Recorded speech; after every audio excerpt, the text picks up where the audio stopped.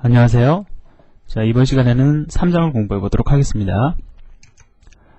3장에서 우리가 중요하게 여기는 것은 바로 두 가지입니다. 자, 첫 번째로 변수가 무엇이냐, 그 다음에 두 번째로 연산자라는 것이 무엇이냐, 이 두 가지를 갖다가 우리가 공부를 해보게 될 텐데요.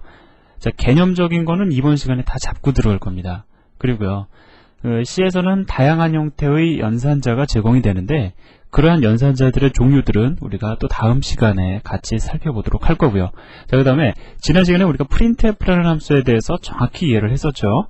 일단 우리가 익숙하게 사용할 줄 알고 있어요. printf라는 함수를 이용을 해서, 자, 모니터로 우리가 원하는 데이터들을 얼마든지 우리는 형식을 지정해서 출력을 해줄 수 있다라는 거죠.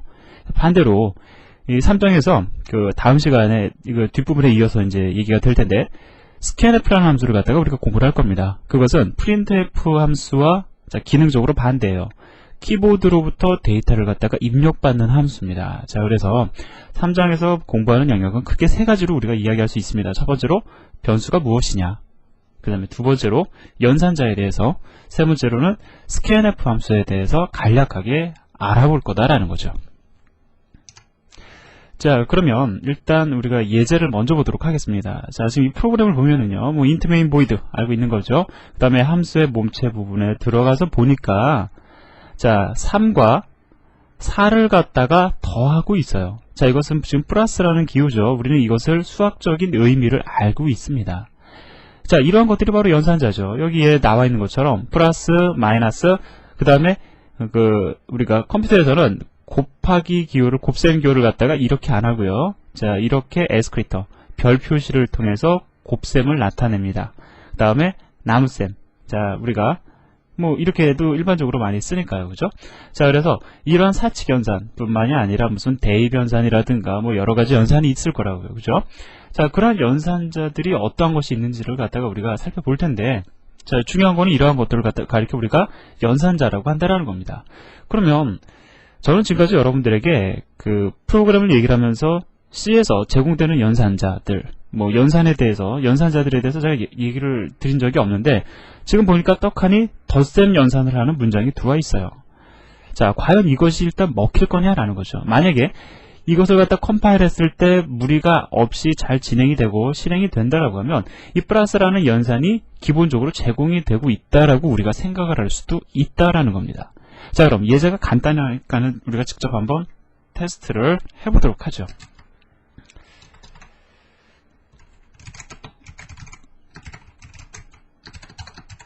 자, 여러분들이 지금 요 예제를 갖다가 보시면서 조금 의아하게 생각을 하실 수도 있습니다. 아니, 왜 헤더 파일 포함 안 시키느냐. 자, 우리가 standard.io.h라는 헤더 파일을 갖다가 인크루드 시키는 가장 중요한 이유는 뭐냐면은 printf라는 함수를 갖다 사용하기 위한 것이었죠. 왜냐면은 지금까지 우리의 수준에서 한 얘기는 뭡니까? standard.io.h라는 헤더 파일을 갖다가 포함시키는 이유는 그 안에 printf라는 함수가 존재하기 때문이다 라고 일단은 우리가 얘기를 했어요. 자, 이 예제에서는 printf라는 함수를 사용하지 않고 있습니다. 따라서 사실 안 넣어줘도 되거든요. 자, 하지만 이왕 하는 거 넣어주도록 하죠.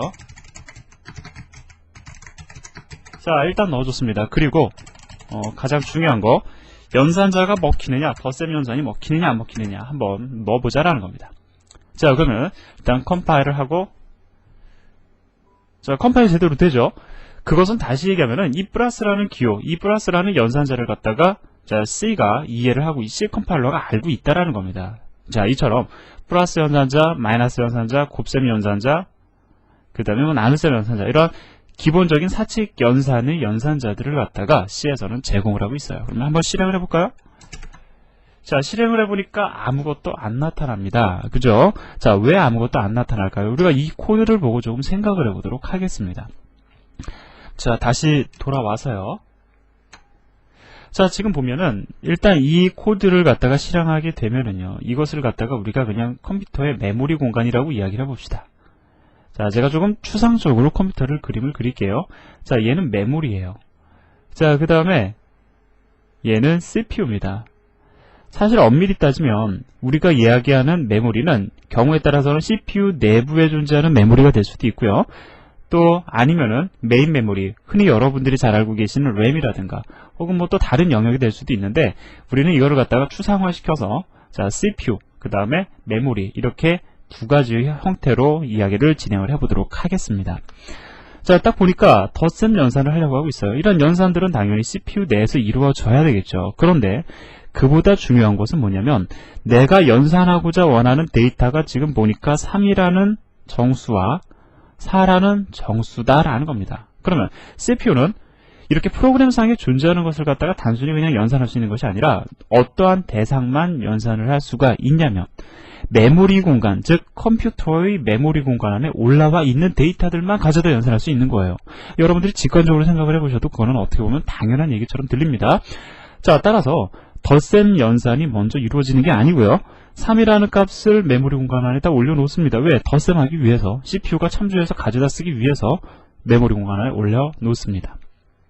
자, 마찬가지로 이 4라는 값도 메모리 공간 안으로 들어가게 되겠죠. 자, 조금 뒤늦은 얘기지만 예전에 우리가 printf 함수 호출하면서 뭘 한 적이 있었죠? printf 함수 호출하면서 문자열 전달한 적이 있었죠. 자, 사실 이때도 printf 함수가 호출되기 이전에 내가 전달하고자 원하는 이 문자열이 메모리 공간 안에 사실은 먼저 올라갑니다. 자, 그래서 메모리 공간 안에 올라간 데이터들만 실제로 프로그램 내에서 우리가 액세스가 가능하다라는 거예요. 자, 그러면 다시 이 그림을 보도록 하죠. 3이라는 값과 4라는 값이 메모리 공간 안에 올라갑니다. 자, 그리고 나서 CPU가 이 3이라는 값도 가져다가 그 다음에 4라는 값도 가져다가 덧셈 연산을 진행을 할 거라고요. 여기까지입니다. 더 이상 아무것도 없어요. 우리가 시킨 것은 뭡니까? 오로지 덧셈 연산만을 시켰을 뿐이지 그 다음에 뭐 연산 결과를 갖다가 모니터로 출력을 해라 내지는 뭐 다른 아무런 것을 우리는 지금 요구하지 않았다라는 겁니다. 그래서 분명히 CPU는 덧셈 연산을 해서 7이라는 값을 만들어내긴 냈을 거라고요. 그런데 7이라는 값을 갖다가 우리가 이걸 활용하기 위해서 어떤 다른 메모리 공간 안에다 저장하는 일도 해본 적이 없고 그 다음에 우리는 printf 함수를 통해 가지고 우리가 출력해달라는 요구를 한 적도 없다라는 거예요. 그죠? 자, 그래서 아마도 지금 아까 전에 컴파일 타임에 에러 발생하지 않았죠. 그다음에 실행해 보니까 실행도 잘 되더라라는 겁니다. 물론 출력 결과는 없어요. 하지만 CPU는 그 다음에 메모리 공간 안에 3과 4라는 값이 올라가서 덧셈 연산은 이루어졌을 거다라는 겁니다. 자, 그러면 분명히 좀 덧셈 연산은 이루어지긴 했지만은 우리가 원하는 형태는 아니라고요. 그죠? 우리가 원하는 건 뭡니까? 덧셈 결과를 갖다가 내가 출력해서 눈으로 보고 싶다라는 거예요. 그러면 우리가 어떠한 형태를 취하기로 약속을 이제 해야 되냐면 자, 덧셈을 했습니다. 그럼 CPU는 7이라는 값을 만들었어요. 그림이 좀 지저분하니까 깨끗하게 다시 한번 해보도록 하죠. 예, 금방 그릴 겁니다. 걱정하지 마시고요. 자, 메모리 공간이 있고요. 그 다음에 CPU가 있어요. 자, 그 다음에 3과 4가 메모리 공간 안에 올라가 있습니다. 자, 그 다음에 CPU는 덧셈 연산을 해서 7이라는 값을 만들어냈죠. 여기서 끊기지 말자라는 거예요. 우리가 7이라는 값을 갖다가 모니터에다 출력을 해주려면 이 값을 갖다가 그냥 CPU에만 존재하면 그냥 사라져버리니까 어딘가에 저장하고 싶다라는 겁니다. 즉, 메모리 공간 어딘가에다가 내가 저장을 해주고 싶다라는 거예요. 그러면 이미의 메모리 공간을 갖다가 할당을 한 다음에 자, 할당을 한 다음에 이 값을 갖다가 저장을 해 놓으면 좋겠죠. 자, 이렇게 저장을 해놓으면 좋겠습니다. 왜? 이렇게 저장을 해놓으면 우리가 이걸 갖다가 다시 참조해서 쓸 수가 있어요. 단, 어떤 조건이 있냐면 이 메모리 공간에다가 우리가 이름을 붙여주면 다시 참조해서 쓸 수 있을 거라는 생각이 듭니다. 예를 들어볼까요? 자, 지금 3과 4라는 값을 갖다가 더해서 더한 결과를 갖다가 메모리 공간 안에다 다시 집어넣는데 우리가 약속해보자고요. 이 메모리 공간에다 이름을 하나 지어줍시다. 얘의 이름을 갖다가 우리가 벨이라고 이름을 지어주자라는 거예요.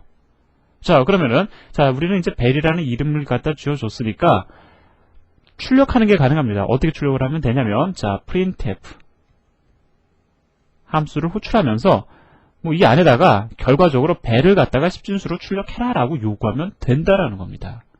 자, 이해가 되시나요?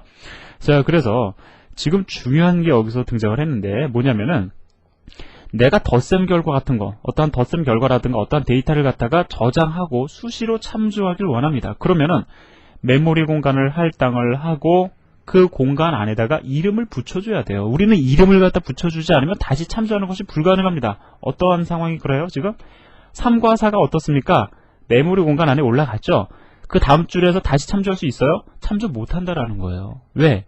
메모리 공간 안에 올라갔지만 이름이 없기 때문에 우리는 이것을 다시 참조할 수 없습니다. 하지만 이름이 존재한다라고 하면 메모리 공간 안에다가 우리가 이름을 부여하고 그 다음에 그 메모리 공간을 참조할 수만 있다라고 하면 우리는 언제든지 원하는 형태로 그 안에 존재하는 데이터들을 갖다 변경하거나 출력하는 일이 가능해진다라는 겁니다. 자, 제가 지금까지 말씀드린 내용이 사실 지금 오늘 할 내용의 전부인데, 자, 지금부터는 다져가는 작업을 해보도록 하죠. 자, 지금까지 이해가 잘 안 되셨어도, 자, 이제 앞으로 더 제가 얘기를 풀어서 진행을 할 겁니다. 자, 일단 보도록 하죠. 변수란 무엇이냐? 자, 변수, 말 그대로 변경이 가능한 수입니다. 자, 그럼 변수의 반대가 뭘까요? 뒤에 잠깐 또 나옵니다. 변수의 반대말이 상수예요. 자, 변수는 변경이 가능한 수, 상수는 말 그대로 그냥 상수라고 생각하시면 되겠죠. 자, 그런데 변경이 가능한 수다라고 이해를 하시는 것보다 정확히 얘기를 하면 이렇게 이해를 하시는 것이 가장 정확한 표현이 됩니다. 보면은 메모리 공간에 붙여진 이름이라고 되어 있어요. 그죠? 이름입니다. 예를 들어서 메모리 공간을 갖다가 할당을 하고요. 제가 여기다가 벨이라는 이름을 갖다가 부여를 합니다. 그러면 이 벨이라는 이름이 혹은 이 메모리 공간 자체를 가리켜 변수라고 한다라는 거예요. 자, 그래서 메모리 공간은 사실 두 가지 형태로 사용이 되거든요. 우리가 이렇게 이름을 붙여서 할당을 받는 경우도 있지만 이름을 붙여주지 않고 단순한 형태로 할당을 받는 경우도 있다라는 겁니다. 어디서 우리가 봤냐면요. 바로 앞에서 봤어요. 자, 3이라는 값, 그 다음에 4라는 값, 메모리 공간에 올라가죠? 예, 올라갑니다. 자, 그 다음에 내부적으로 컴퓨터는 그 위치도 기억하고 있어요. 3과 4라는 값이 올라갑니다. 올라는 같지만 얘네들은 뭐가 없어요? 이름이 없습니다. 이름이 없기 때문에 덧셈 연산을 하는 동안에는 유효하지만 그 다음 줄에서 우리는 참조할 수 없다라는 겁니다. 왜? 우리가 얘 주소 번지를 아는 것도 아니고요. 어디에 저장이 되어 있는지도 모르고 약속된 이름도 없어요. 다시 참조할 수 없다라는 겁니다. 자, 하지만 우리가 메모리 공간을 갖다가 할당을 하고요. 그 다음에 이곳에다가 이름을 부여를 한다. 예를 들어서 벨이라는 이름을 부여를 하면은 언제든 우리는 벨이라는 이름을 통해서 참조하는 것이 가능하다라는 겁니다. 그러면 변수를 갖다가 선언하는 방법에 대해서 우리가 조금 공부를 해봐야 되겠죠. 자, 연산자는 무엇을 연산자라고 하는지 우리가 이해를 했으니까 이제 우리의 요구는 그겁니다. 3과 4라는 값을 더한 결과를 이름을 부여한 메모리 공간 안에다 저장을 한 다음에 내가 요리조리 뭐 출력도 해보고 여러 가지 해보고 싶다라는 거예요. 그죠? 자, 그러면 일단은 우리가 변수를 선언하는 형태를 갖다가 조금 인식을 해야 될 것 같은데, 변수는 그 메모리 공간에 부여된 이름이라고 제가 말씀을 드렸어요. 그 우리가 할당하고자 원하는 메모리 공간의 특성에 따라서 정수형과 실수형으로 나뉘어집니다. 자, 어떠한 용도로 내가 사용을 할 거냐라는 거죠. 제가 만약에 메모리 공간에다가 정수형 데이터를 저장을 하길 원한다. 그럼 정수형으로 변수를 선언을 해야 되고요. 만약에 실수, 예를 들어서 뭐 3.14와 같은 실수를 갖다 저장하길 원한다라고 하면은 실수형으로 데이터를 갖다가 저장을 해야만 합니다. 그런데 보니까 정수형 데이터도 뭐 정수형 변수도 캐릭터형 변수, 인트형 변수, 롱형 변수로 나뉘어지고요. 실수형 변수도 플로트형 변수, 더블형 변수로 나뉘어져요. 아니, 정수를 저장할 수 있으면 그냥 정수형 데이터고 그 변수이고 실수를 저장할 수 있으면 실수형 변수이지 왜 이렇게 많은 형태로 나뉘어지느냐? 자, 나뉘어지는 특성을 갖다가 우리가 뒤에서 다시 설명을 할 겁니다. 지금 이 시간에는 여러분들이 그냥 단순하게 다양한 형태의 변수 선언이 가능하다라는 것만 여러분들이 일단은 이해를 하시면 돼요. 그럼 우리는 당분간 어떠한 변수를 사용을 할 거냐면, 자, 인트형 변수를 사용을 할 겁니다. 그럼 인트형 변수의 특징은 무엇이냐? 그것도 역시 뒤로 넘어가자라는 거예요. 일단 뒤로 넘기자라는 겁니다. 다만 인트형 변수를 선언을 하면, 변수를 선언한다라는 건 무슨 얘기냐면은 메모리 공간을 할당을 하고 그 다음에 거기에다가 이름을 붙여준다라는 거죠. 사실 제가 지금 좀 원론적인 얘기를 하다 보니까 상당히 좀 말이 길어졌는데 실제 눈으로 코드로 봐버리면 아무것도 아닙니다. 자, 보시죠.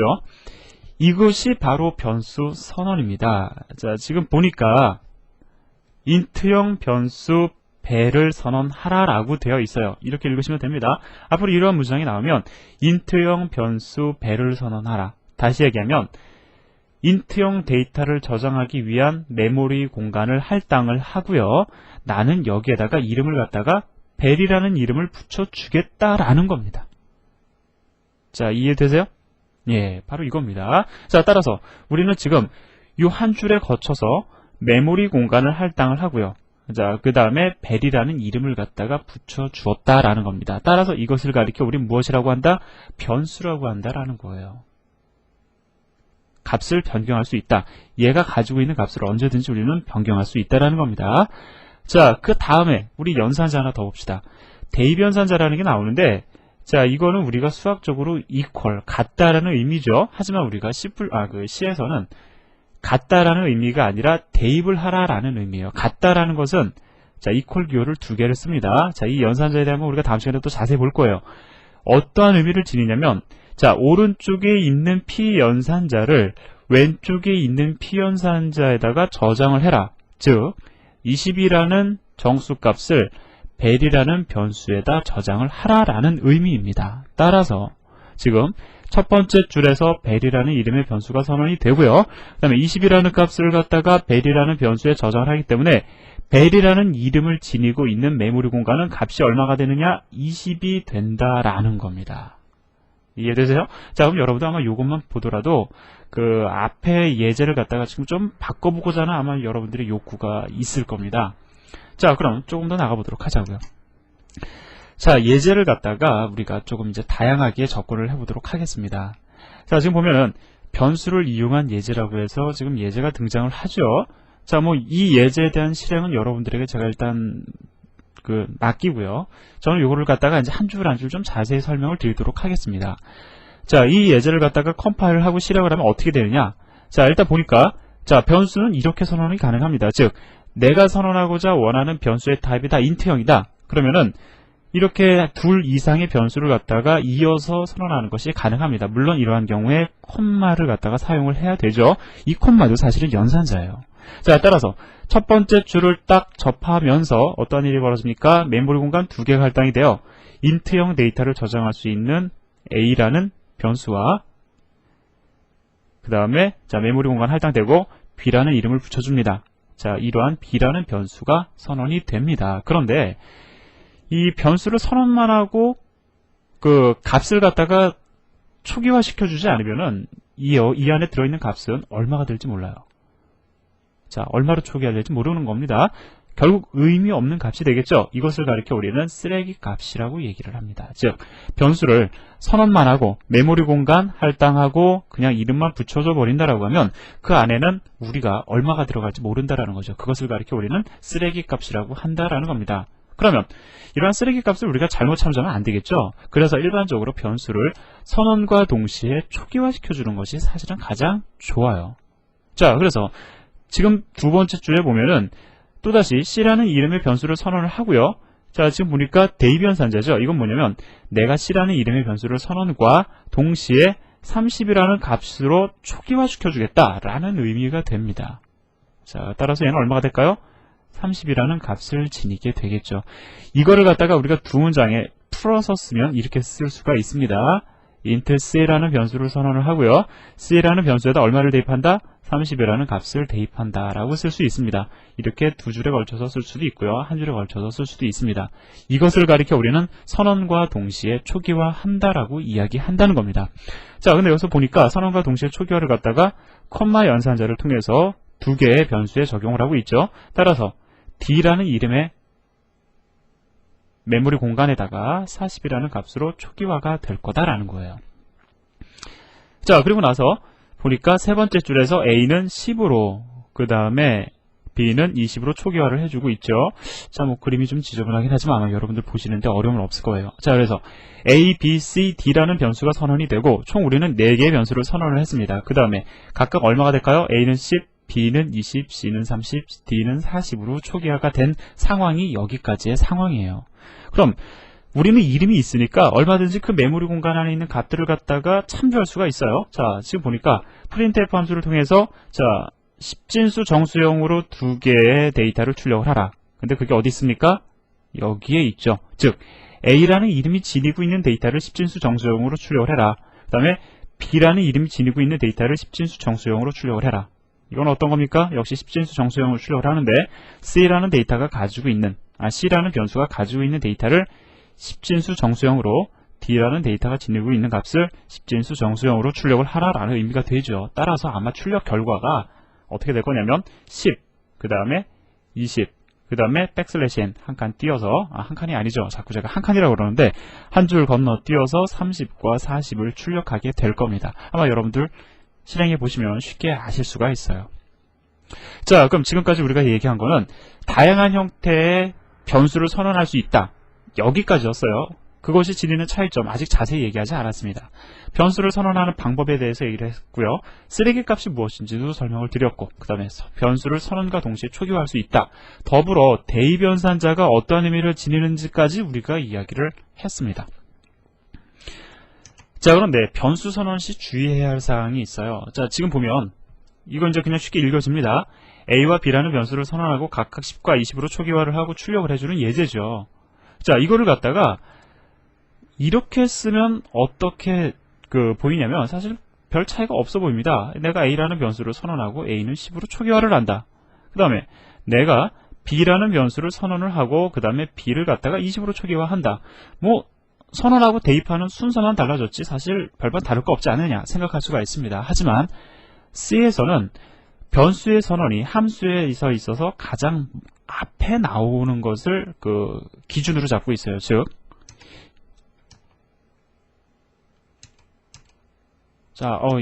요거를 갖다 다시 제가 설명을 드리겠습니다. 즉, 이러한 형태로 변수를 선언을 하고요. 그 다음에 초기화를 하고 있습니다. 얘는 변수 선언이에요. 얘는 값을 대입하고 있는 거죠. 그 다음에 또다시 변수 선언이 등장을 하고 있어요. 그럼 지금 전체적인 흐름으로 보면 변수 선언보다 대입연산이 먼저 오는 거죠. 이렇게 돼서는 안 된다라는 겁니다. 무조건 이러한 변수 선언이 함수 내에 가장 먼저 등장을 해야 된다라는 거예요. 얘네들의 순서가 바뀔 수는 없다라는 겁니다. 그것을 기준으로 하고 있어요. 따라서 만약에 이 줄과 이 줄의 순서를 갖다가 바꿔버린다라고 하면은 컴파일 타임에 에러가 발생하게 될 겁니다. 따라서 여러분들 기억하시기 바랍니다. 변수 선언 시 주의사항. 변수를 함수 내에 선언할 경우에 반드시 등장 위치가 어떻게 된다고요? 가장 앞부분에 나와야 한다라는 겁니다. 한번 여러분들 이 위치를 바꿔서 실행을 해서 실제로 컴파일 타임에 에러가 발생하는 것을 확인해 보시기 바랍니다. 자, 두 번째 주의사항. 뭐냐면 변수 이름을 갖다가 줄 때 알파벳 혹은 언더바로 구성이 되어야 된다라는 겁니다.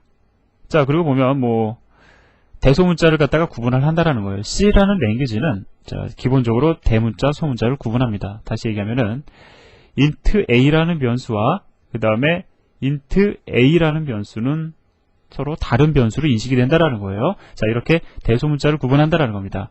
뿐만 아니라 숫자로 시작하는 게 불가능하고요. 키워드 사용이 불가능하다. 키워드가 무엇인지는 우리가 다음 시간에 공부를 할 거예요. 어려운 개념은 아니고요. 간단하게 설명을 드리면 이 int 이런 게 다 키워드입니다.